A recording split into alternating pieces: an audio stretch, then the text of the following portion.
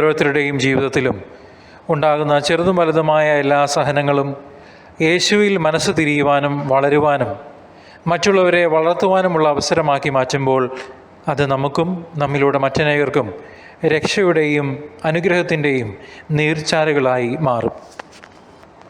തൻ്റെ ഉപരി നന്മയ്ക്കായി ദൈവം അനുവദിച്ച തകർച്ചയിലൂടെ ഇന്നും ജീവിക്കുന്ന യേശുവിനെ കണ്ടെത്താനും കേൾക്കുവാനും അനുഭവിക്കുവാനും കഴിഞ്ഞ പൗലോസ് അപ്പോസ്തലൻ്റെ പ്രസംഗം ഏതൊരു യേശു വിശ്വാസിയെയും അതിശയിപ്പിക്കുകയും ആവേശം കൊള്ളിക്കുകയും ചെയ്യുന്നതാണ്.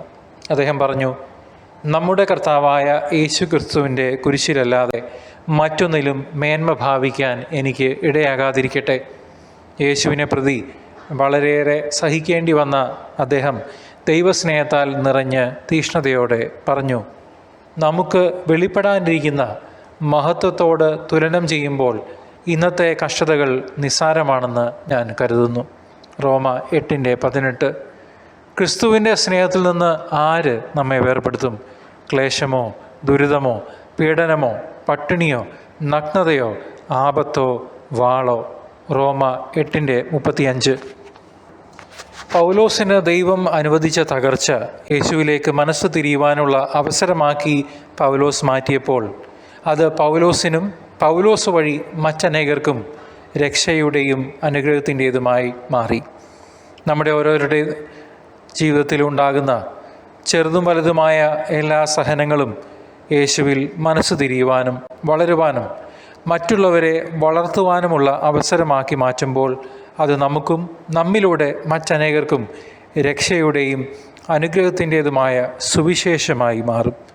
കാൽവരിയിൽ യേശുവിൻ്റെ ഇടത്തും വലത്തും ഉണ്ടായിരുന്ന കള്ളന്മാരിൽ ഇടതുവശത്തുണ്ടായിരുന്ന കള്ളൻ യേശുവിനെ ദുഷിച്ചു പറഞ്ഞു, നീ ക്രിസ്തുവല്ലേ, നിന്നെയും ഞങ്ങളെയും രക്ഷിക്കുക.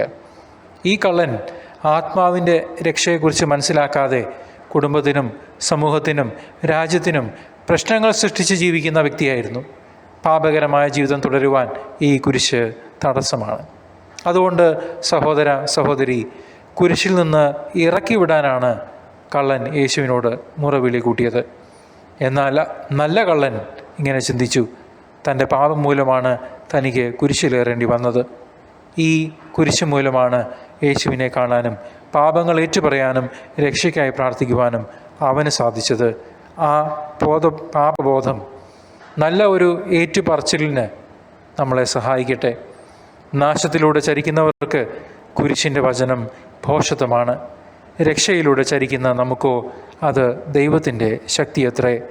1 കൊരിന്ത്യർ 1:18.